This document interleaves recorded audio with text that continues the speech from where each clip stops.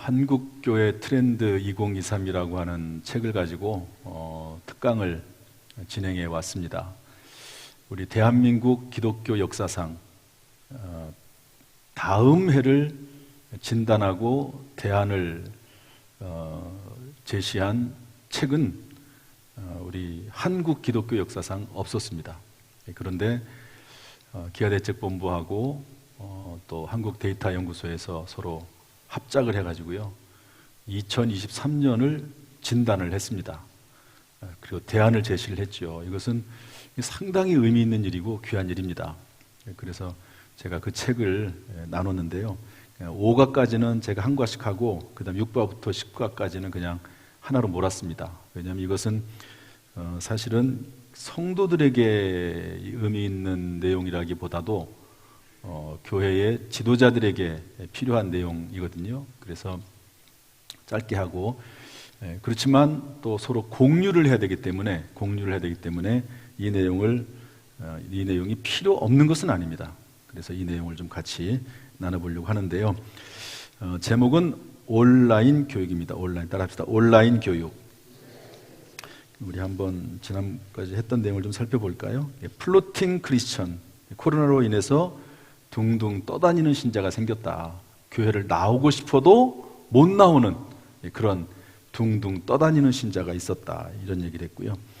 그 다음 SBNR, Spiritual but not Religious 이래서 영적이긴 하지만 신앙을 가지고 있기는 하지만 종교적이진 않은, 교회는 나가지 않는 그런 신자들이 생겨나기 시작했다. 이런 말씀을 드렸고요. 그 다음에 하이브리드 교회라고 하는 말을 했습니다. 하이브리드 차가 기름으로도 가고 전기로도 가듯이 교회도 이제는 그 온라인과 오프라인을 병행해야 된다 하는 이제 그런 의미로 하이브리드 처치가 나왔습니다. 그 다음에 이제 사과에서는 몰라큘 라이프라고 하는 말씀을 드렸어요. 몰라큘은 분자라고 했습니다.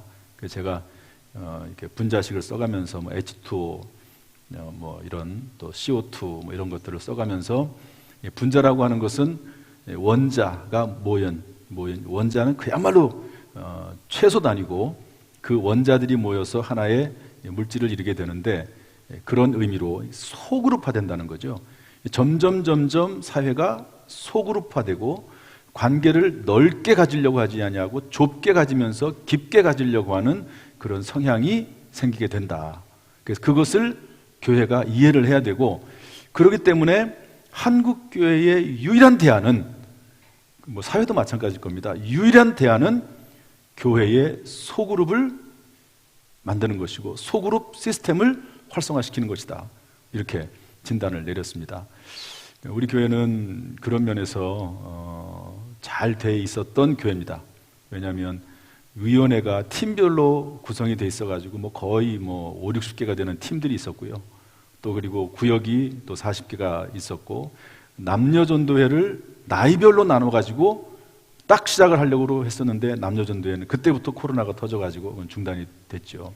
그래가지고 3년 동안 모든 소그룹 조직이 중단됐습니다. 그래서 이제 다시 그거를 일으키려고 하는데 쉽지 않아요. 보니까. 우리 교회뿐만 아니라 다른 교회 다 마찬가지입니다. 움직이려고 하질 않아요. 그 주일날 뭐 코로나 때 교회 나와라 그래도 안 나오잖아요. 알아서 안 나오거든요. 그러니까 이제 그 말을 안 듣는 게 습관화됐는지 어쨌는지 몰라도요 말을 잘 안 들어요. 그 우리 목회자들 만나면은 아무튼 성도님들에게 죄송한 얘기지만 말을 안 듣는데 말을 안 들어. 코로나 그때부터 이후부터 시작을 해가지고. 그래서 뭐 예배 나오라고 해도 안 나오고 봉사하라고 해도 안 나오고 뭐 해라고 해도 안 하고 이제 관성의 법칙 막 열심히 막 일을 할 때는 그냥 일을 하는 게 관성의 법칙에 의해서 일을 하게 됐는데 이제는 일을 안 하고 교회 안 나오고 하는 게 타성에 붙은 거예요. 타성에. 그래가지고 성도님들이 교회 활동이 완전히 거의 중단됐다 이런 얘기들을 많이 하는데요. 이제 그것을 다시 일으켜 세우는 게 쉽지 않습니다. 운동을 안 하다가 운동을 하려면 얼마나 귀찮습니까? 정말 싫잖아요. 그런 것처럼 이제 다시 몸을 움직여야 되는데 그 움직이는 시점이 중요한 게 뭐냐? 이 몰라큘 라이프, 분자적인 삶, 소그룹 시스템, 이것이 중요하다 하는 것을 제가 뭐 계속 강조하지 않습니까?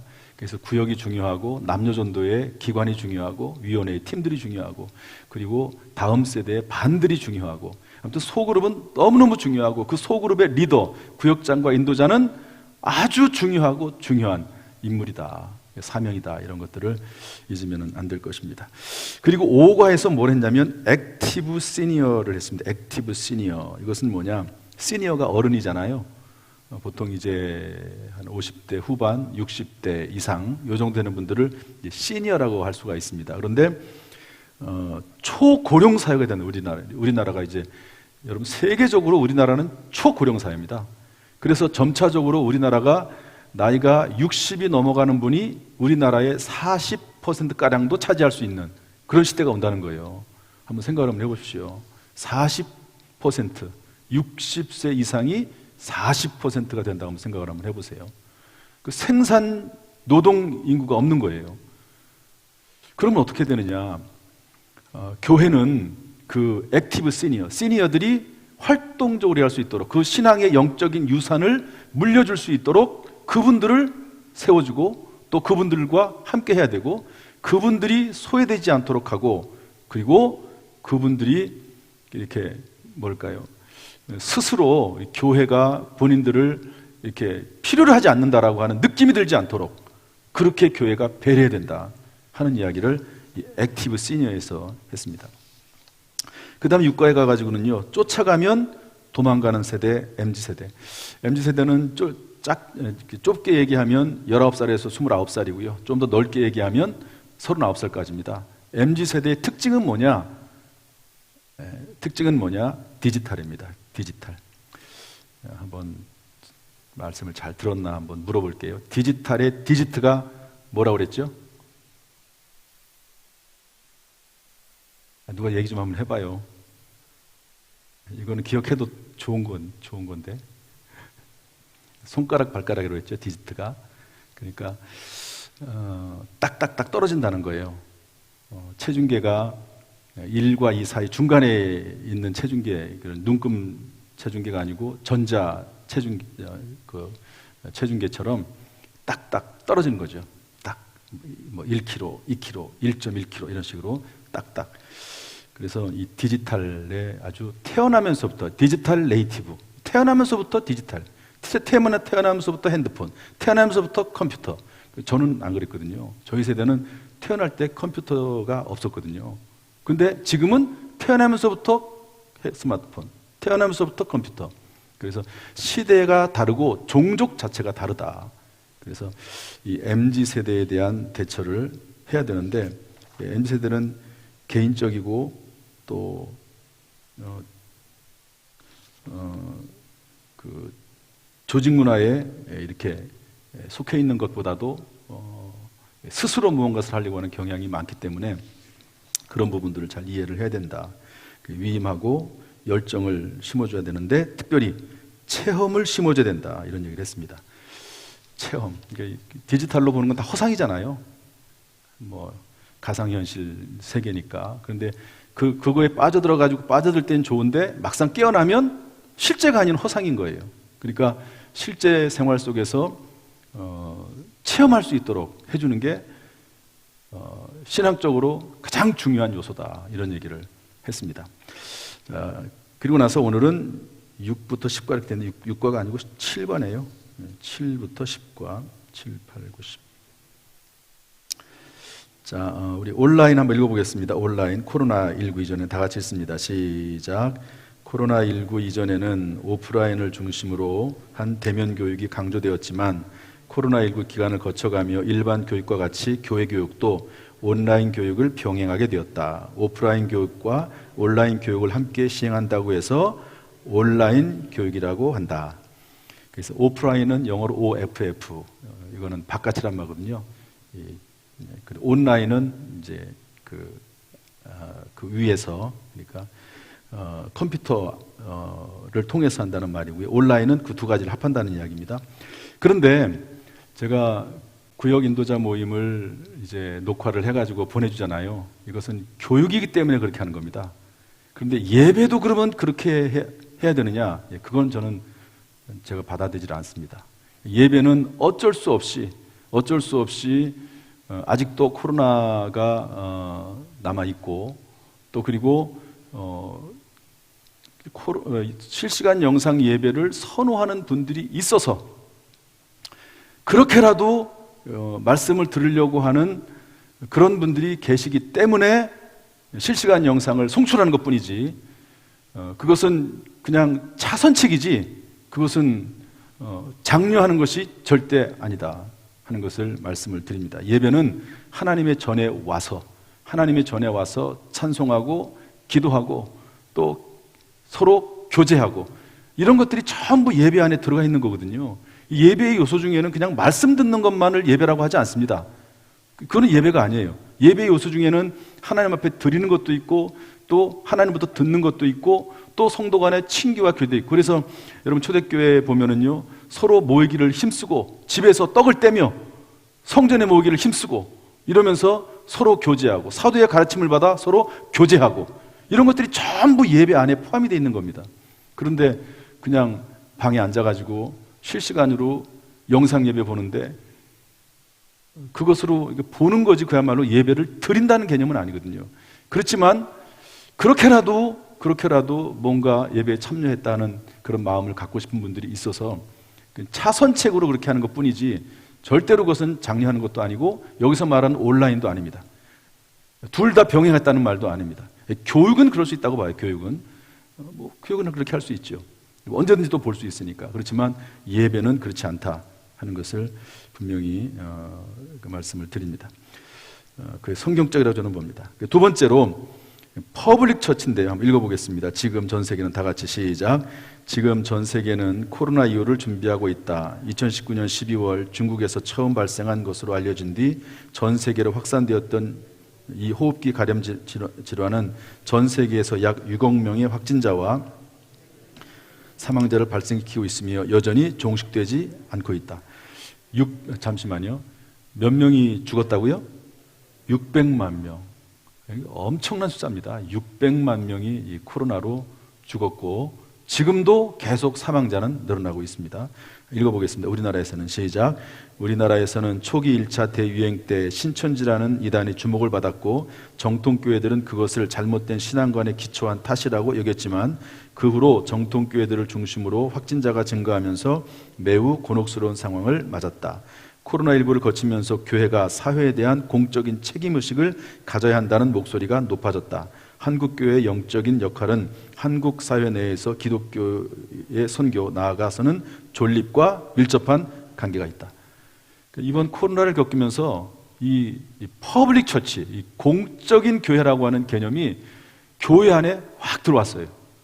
왜냐하면 우리 교회도 이 주변에 있는 아파트 주변분들이 아주 눈여겨보거든요.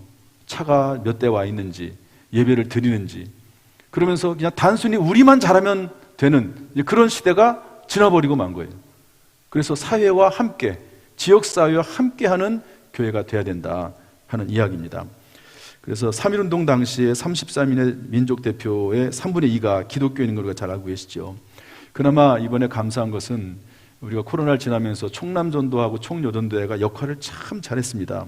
총남전도회에서 지역 방역 봉사를 해가지고요, 그 지역 주민들에게 그래도 칭찬을 받고, 보건소에 간식을 제공하고, 얼마나 고생을 많이 합니까? 저희가 100개도 넘는 그런 간식들 제공하기도 하고, 그렇게 하는 일들을 총남전도, 총여전도에서 주관해가지고 했습니다.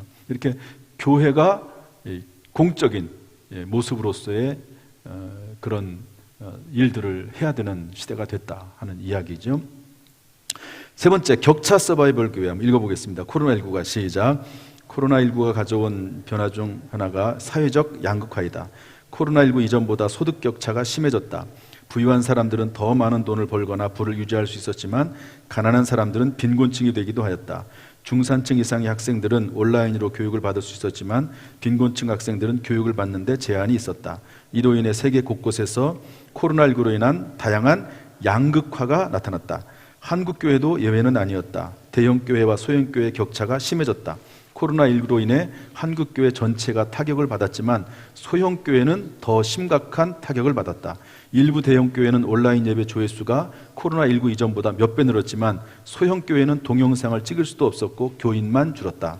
또 교인이 줄면서 재정이 힘들어졌고 그로 인해 부교육자 사례비를 줄 여력이 사라졌다. 이러한 교회 양극화를 격차교회라고 한다.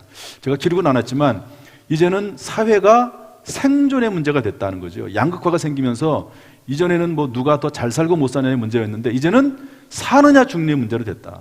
교회도 마찬가지로 이제 교회가 부흥할 거냐 말 거냐 문제가 아니고 이제 어떤 교회는 소멸할 것이다. 이렇게 전망을 하더라고요. 그래서 그만큼 제가 이 책을 읽으면서 심각한 때구나. 우리가 느끼지는 우리 교회는 그래도 느끼지는 못할 수 있거든요. 왜냐하면 예배는 뭐 코로나 때문에 나오지 못해도 그래도 뭐 재정이 줄지 않았고 오히려 더 늘기도 하고 이랬으니까 못 느낄 수도 있는데 그러나 못 느낀다고 해서 위험이 없는 것은 아니거든요. 그러니까 2023년은 정말로 위기의식을 가지고 지나가야 되는 때다. 뭐 교회뿐만 아니라 모든 사회 전체가, 국가도 마찬가지고요, 사업체도 마찬가지고, 그래서 정말 더 기도가 필요한 때고 2023년이 시작되기 전에 우리가 하나님 앞에 가장 강력한 기도인 금식 기도를 해서라도 하나님 앞에 우리가 간절히 구해야 되겠다 하는 그런 마음이 들어서 우리 성도들에게 전부 5일 동안 한 끼씩 금식하도록 하고, 장로님들이나 중직자들은 하루 금식하게 하고, 저는 또 교육자들 이틀 금식하게 하고, 저는 5일 금식하고, 그러면서 지난 2022년 마지막을 보낸 것 아닙니까? 그러니까 지금은 이제 생존의 문제가 됐다는 겁니다. 생존의 문제, 사느냐 죽느냐의 문제가 됐다 하는 것을 우리가 생각을 하면서 아무튼 기도를 좀 많이 하세요. 하나님이 역사하시는 수밖에 없지 않습니까? 그러니까 기도하는 수밖에 없습니다. 네 번째, 마지막으로 기후교회를 보도록 하겠습니다. 기후교회, 다 읽어보죠. 시작. 우리는 지금 기후위기 비상상황에 놓여 있다. 지구 기온이 올라가고 있고 곳곳에 이상기후 현상이 나타나고 있다. 넉넉하다고 생각했던 식량 안보도 위협받고 있다. 이 같은 위기 가운데 교회는 점점 더 속도가 빨라지고 있는 기후위기의 원인을 바라보며 어떤 생각을 하고 있을까? 교회는 태초에 참 좋았던 모습을 떠올리며 지키고 돌보는 일을 감당하고자 하는 움직임이 일어나야 한다. 교회들은 하나님의 자녀들을 기다리는 피조물의 신음소리를 듣고 깊은 탄식 가운데 이 땅을 치유하기 원하시는 성령님의 사역을 깨달아야 한다. 그러니까 하나님께서 태초에 천지를 창조하시고 하시면서 뭐라고 말씀하시냐면 동물들과 새들을 향해서 그들에게 복 주시며 생육하고 번성하고 바닷물에 충만하라, 새들도 땅에 번성하라, 이렇게 말씀하셨거든요. 그리고 사람들을 향해서도 마찬가지입니다. 그런데 한 가지, 사람들도 생육하고 번성하라고 말씀하셨는데 다스리라고 그랬습니다. 다스리라고. 그런데 다스린다라고 하는 말은 동물들이나 식물들이나 자연을 훼손하라고 하는 말이 아니고 동물들이나 식물들로 하여금 잘 지내도록 보살피라는 의미가 더 강하거든요. 그런데 지금 지구는 이제 개발 단계를 뛰어넘어서 망가지고 있다는 겁니다.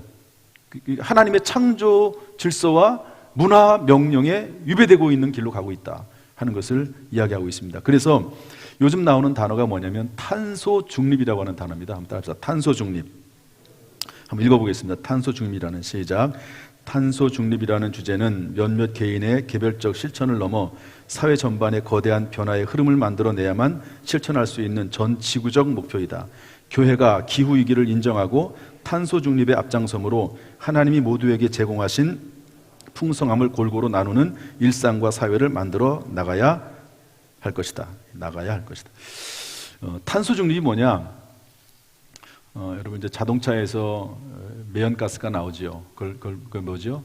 CO2, 이산화탄소입니다. 매연이죠. 그 매연이 자꾸 나오면은요, 지구가 뜨거워져요. 온실효과가 생깁니다. 그러니까 문제가 되는 거죠.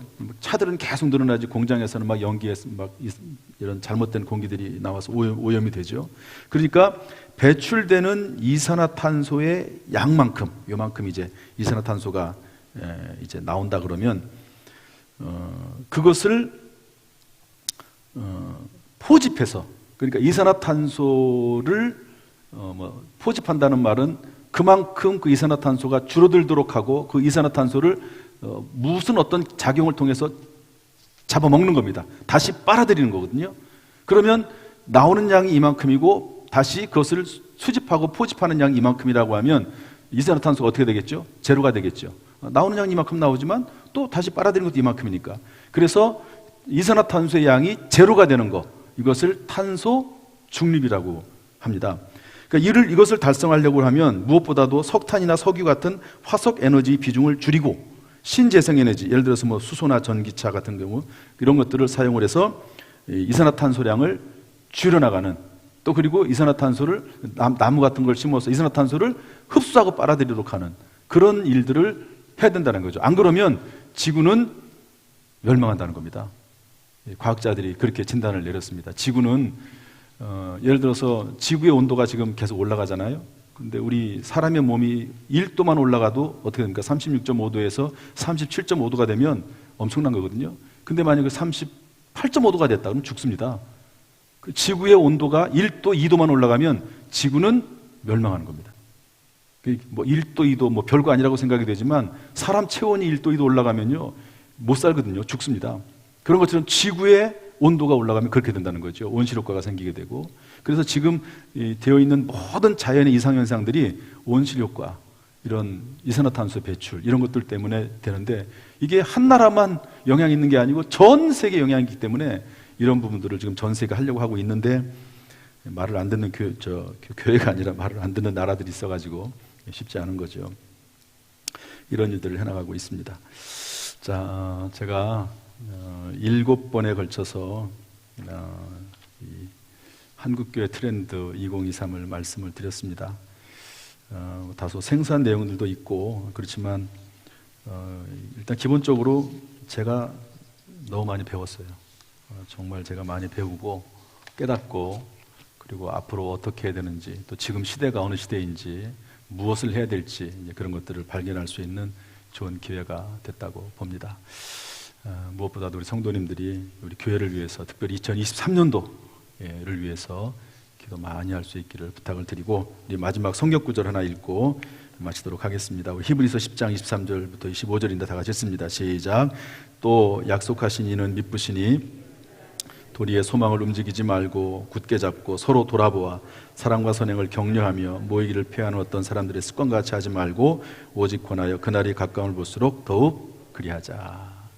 아무리 문명이 발달하고 컴퓨터와 디지털이 발전해도 인간의 소외감, 사회적 동물로서 인간의 소외감을 떨쳐버릴 수는 없습니다. 그래서 교회가 그 역할을 해야 되고 할 수 있다고 하는 아주 중요한 메시지가 이미 2000년 전에 우리에게 기록이 됐다고 봅니다. 우리 교회가 사람의 소외감, 또 사람이 그 사회적 동물로서 살아가지 못하는 그런 일들을 우리 교회가 이렇게 책임져주고 함께하는 교회가 될 수 있기를 주님의 이름으로 축복합니다.